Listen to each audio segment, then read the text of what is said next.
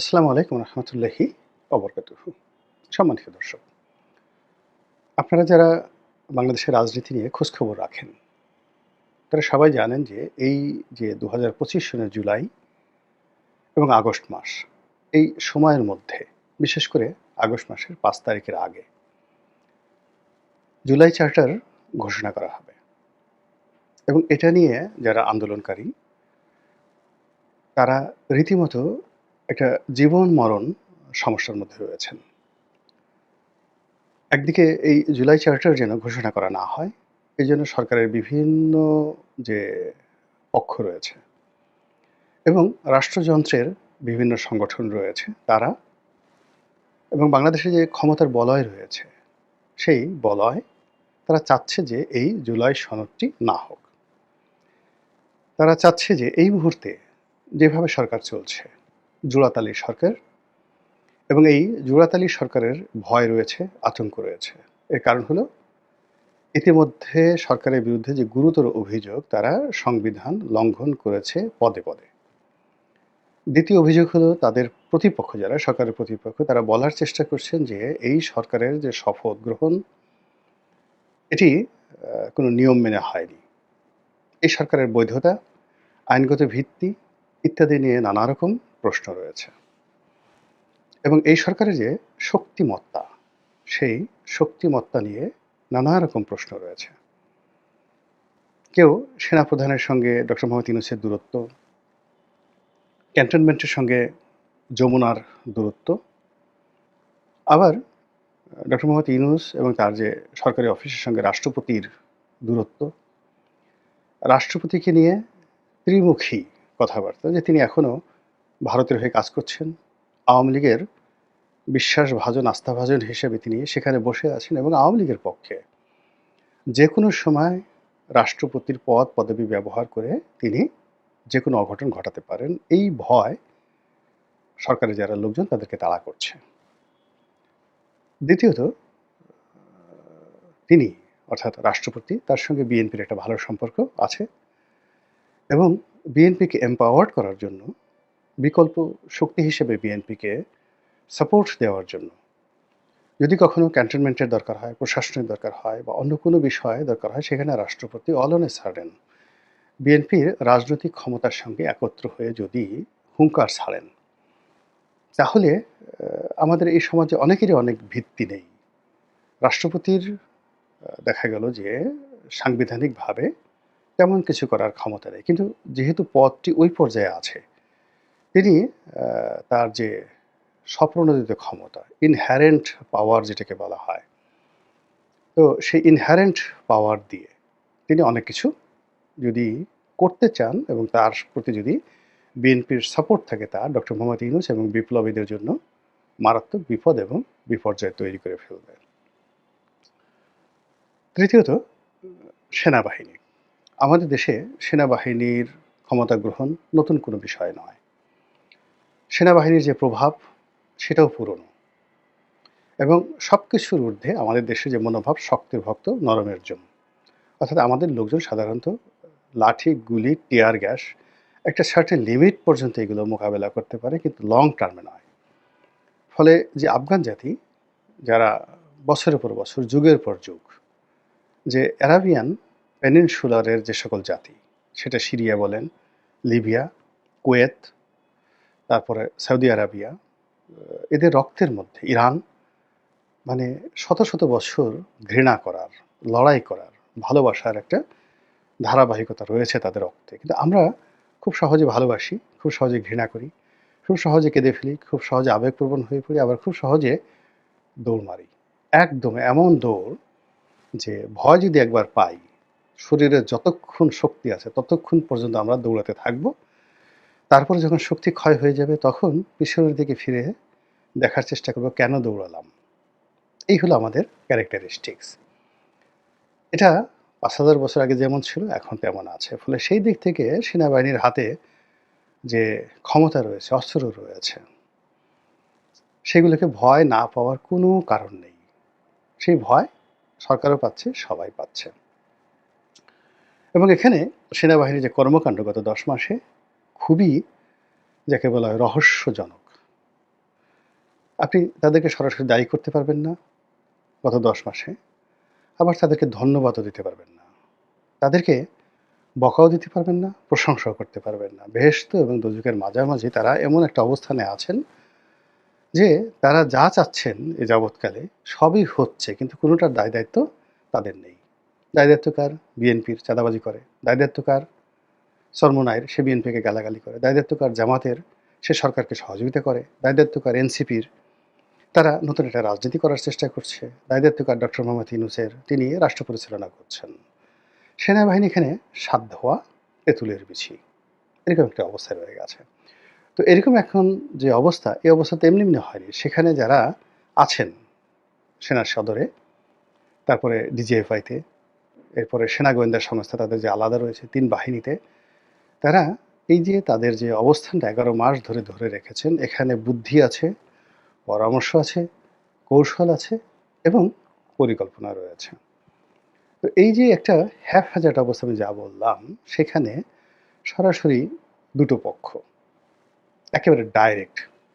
একটা হলো যারা এই বিপ্লব করেছেন, হাসনাত, সার্জিস, মাহফুজ, আসিফ মাহমুদ, সজীব ভুঁইয়া, তারা একটা গ্রুপ একেবারে সরাসরি। যারা এখন এনসিপি রাজনীতির সাথে জড়িত, তাদের জীবন, মরণ, অস্তিত্ব সবই এই বর্তমান সফলতার উপর নির্ভর করে সরকারের। ২ নম্বর হলো যে তারা ইতিমধ্যে বুঝে গেছে, এনসিপি বুঝে গেছে যে আগামীতে যারাই ক্ষমতায় আসুক, মানে সেটা দলটি যদি বিএনপি হয়, তাহলে তাদের পিঠের চামড়া থাকবে না। এটা তারা বুঝে গেছে। ৩ নম্বরে যেটা আছে সেটা হলো ডক্টর মোহাম্মদ ইউনূস এবং তার যারা উপদেষ্টা মণ্ডলী। এবং এই উপদেষ্টা মণ্ডলীর মধ্যে আবার ২ থেকে ৩ টা গ্রুপ আছে। একটা আমলা গ্রুপ, একটা বিদেশি গ্রুপ, মানে বিদেশে ছিল তারা এসেছে তারা, আর একটা এনজিও গ্রুপ। এই ৩ টে গ্রুপের কেউই নিরাপদ নন। সবাই ইতিমধ্যে অসংখ্য শত্রু তৈরি করে ফেলেছেন এবং তারা তাদের সারা জীবনের যে অর্জন, সেই অর্জন তারা হারিয়ে ফেলবেন। যেমন ধরুন সেই ব্রিগেডিয়ার সাখাওয়াত। তো ব্রিগেডিয়ার সাখাওয়াত 111 এর একজন কুশীলব ছিলেন। তো সেই 111 এর কুশীলব হিসেবে তিনি ওই সময় বিএনপির অফিসে তালা দেওয়া, আওয়ামী লীগকে ক্ষমতায় আনা এবং ১/১১ সরকারের সঙ্গে বিএনপির যত দূরত্ব, ইনক্লুডিং তারেক রহমান সাহেব এবং বেগম জিয়াকে মাইনাস করার ক্ষেত্রে নির্বাচন কমিশন যে ভূমিকা পালন করেছে এবং বাংলাদেশের স্বাধীনতার পরে কোনো নির্বাচন কমিশনার ব্রিগেডিয়ার সাখাওয়াতের মতো এত ক্ষমতাধর, এত প্রভাবশালী ছিল না। এবং গত ১৫টি বছর ধরে আওয়ামী লীগের জমানাতে তিনি কোনো ক্ষমতাধর না হয়েও যেভাবে ক্যান্টনমেন্ট, তার নিজের ব্যক্তিগত প্রথম আলো এবং দেশি বিদেশি যে চক্র রয়েছে তাদের মধ্যে তিনি যেভাবে তার দাপট বজায় রেখেছেন, এটা বিএনপিকে প্রতিটা মুহূর্তে শুধু খুঁচিয়েছে। খেজুরের কাঁটা দিয়ে আপনার চোখ যদি খোঁচানো হয়, তাহলে আপনার যে বেদনা হয়, তদ্রূপ সেই ১/১১ থেকে আজ অবধি ব্রিগেডিয়ার সাখাওয়াত সাহেবের কথা, আচরণ, তার লেখনী, তার পোশাক, আশাক যা কিছু, এটা বিএনপির সর্বস্তরের লোকের চোখে এমনভাবে টাটানি আ শুরু করেছে, বা continuous tense, present perfect continuous tense, যেটা দেখার কারণে তারা সেই ২০০৬ থেকে আজ অবধি এই ভদ্রলোককে দেখলেই তাদের চোখে ব্যথা করে। এই ব্যথাটার সঙ্গে আপনার চোখে যদি তরতাজা খেজুরের কাঁটা দিয়ে খোঁচা দেওয়া হয়, তাহলে আপনার যেভাবে মানে আপনার ব্যথা লাগবে, অথবা আপনাকে যদি পিঠমোড়া করে বাঁধা হয় এবং যে আপনাকে যদি বলা হয় এখন খেজুরের কাঁটা দিয়ে আপনার দুটো চোখ সুন্দর করে তুলে নেওয়া হবে, তখন আপনার মধ্যে যে আতঙ্ক তৈরি হবে, ব্রিগেডিয়ার সাখাওয়াতকে ঠিক ওইভাবেই তারা ভয় পায়। কাজেই ব্রিগেডিয়ার সাখাওয়াতের ভবিষ্যৎ কী? বিএনপি যদি ক্ষমতা আছে, যেখানে 100% বিএনপি ক্ষমতায় আসবে নির্বাচনের মাধ্যমে। তো এখানে বিএনপি যেভাবে বসে নেই, ব্রিগেডিয়ার সাখাওয়াত সাহেবও সেভাবে বসে নেই। ফলে কি হচ্ছে? আমরা যা কিছু দেখছি তার বাইরে আরও ইতিহাস আছে। আমরা যা কিছু দেখছি তার বাইরে অনেক গল্প আছে। আমরা যা কিছু শুনছি তার বাইরে অনেক কবিতা আছে। এবং তেমনই একটি কবিতার নাম হলো এই জুলাই আগস্ট বিপ্লবের চার্টার।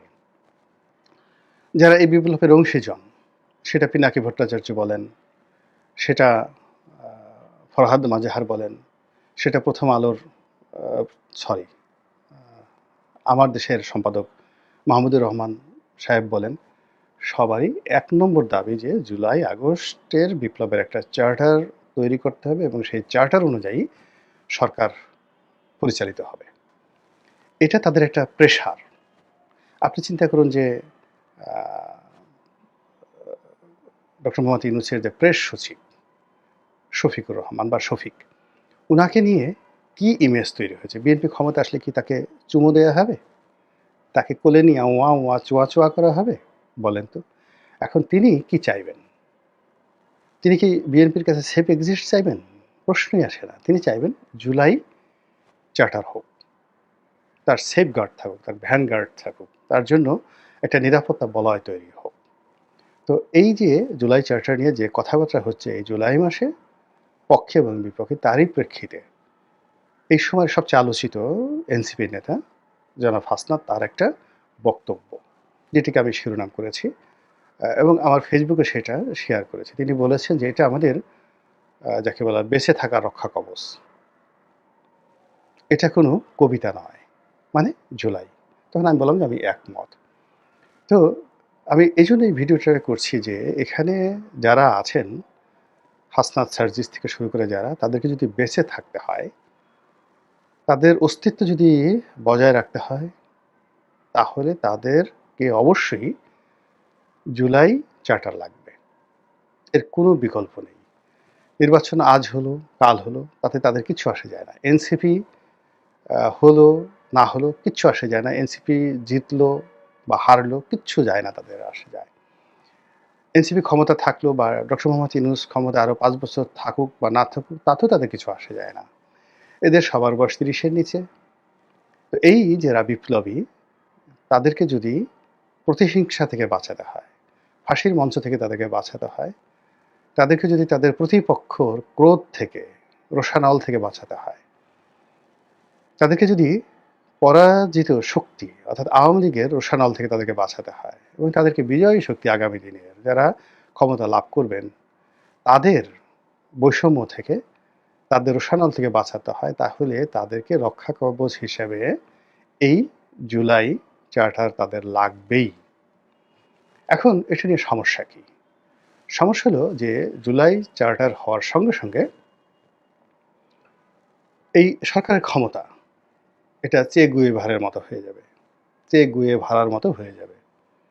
আচ্ছা, আপনারা যারা চে গুয়েভারের ক্ষমতা সম্পর্কে ধারণা করতে পারেন না, তাদেরকে সহজভাবে বলি, তাদের ক্ষমতা হয়ে যাবে ফিদেল ক্যাস্ট্রোর মতো। তাদের ক্ষমতা হয়ে যাবে যাকে বলা হয় বিপ্লবী যে সরকার, ভ্লাদিমির লেনিন। হাসানাত সার্জিসের ফাঁসি চায় কারা? গুরুত্বপূর্ণ তথ্য দিল গোলাম মাওলা রনি। নেপোলিয়ন বোনাপার্ট যখন সেই যে রুশ বিপ্লবের 17 বছর পরে তিনি যখন আবার নতুন আর একটা বিপ্লব করলেন, দ্য সেকেন্ড রেভলিউশন, তো সেই সেকেন্ড রেভলিউশনের পরে নেপোলিয়ন বোনাপার্টের যে ক্ষমতা, ঠিক তদ্রুপ ক্ষমতা হয়ে যাবে তাদের। আর তাদের যারা প্রতিপক্ষ, সেটা আওয়ামী লীগ হোক, বিএনপি হোক, সেনাপ্রধান হোক, ক্যান্টনমেন্ট হোক, তাদের অবস্থা হয়ে যাবে তাদের করুণার উপর, অর্থাৎ এই জুলাই চার্টারের যারা নায়ক, তাদের ইচ্ছার উপর।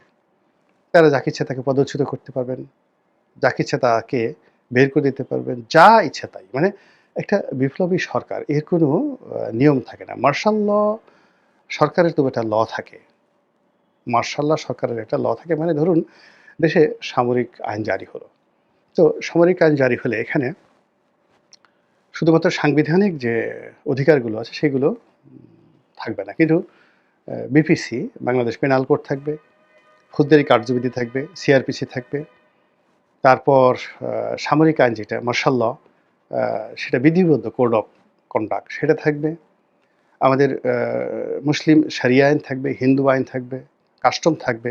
মানে কাস্টম বলতে প্রথা, যে প্রথাগুলো রয়েছে জুডিশিয়ারিতে সেই জিনিসগুলো থাকবে। কিন্তু বিপ্লবী সরকার যখন হবে তখন নো ল, নাথিং। বিপ্লবের অধিকর্তা যিনি, তার হুকুমই ল, তার ইচ্ছা, ডিজায়ার, সেটাই ডিগ্রি।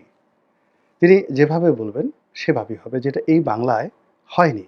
এমনকি মুক্তিযুদ্ধের পর যে বঙ্গবন্ধু সরকার, সেটাও বিপ্লবী সরকার তারা গড়েনি, করতে পারেনি। এই বিপ্লবী সরকার কেবলই মাত্র যেটা লেনিনের হয়েছিল, কিংবা অন্যান্য যে সকল কমিউনিস্ট কান্ট্রিগুলো যারা সেই রোমানিয়াতে হয়েছে, আলবেনিয়াতে হয়েছে, সেই নাসিরউদ্দিন নাসির মানে আনোয়ার হোজ্জার আলবেনিয়াতে, তো এরকম পিনোশের হয়েছে, চিলিতে পিনোশের হয়েছে।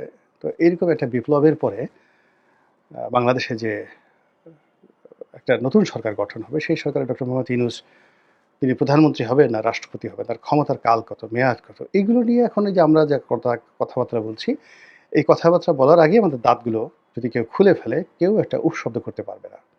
তো এরকম একটা জায়গা তৈরি করার জন্য এই জুলাই আগস্টে, অর্থাৎ আগস্টের 5 তারিখে টার্গেট করে এক পক্ষ চেষ্টা করছে করার জন্য, আর এক পক্ষ চেষ্টা করছে সেটা না করার জন্য। ফলে পর্দার আড়ালে কি হচ্ছে একটু ভাবার চেষ্টা করুন, বোঝার চেষ্টা করুন। আল্লাহ আমাদের সবাইকে হেদায়েত দান করুন এবং হেফাজত করুন। আসসালামু আলাইকুম ওয়া রাহমাতুল্লাহি ওয়া বারাকাতুহু।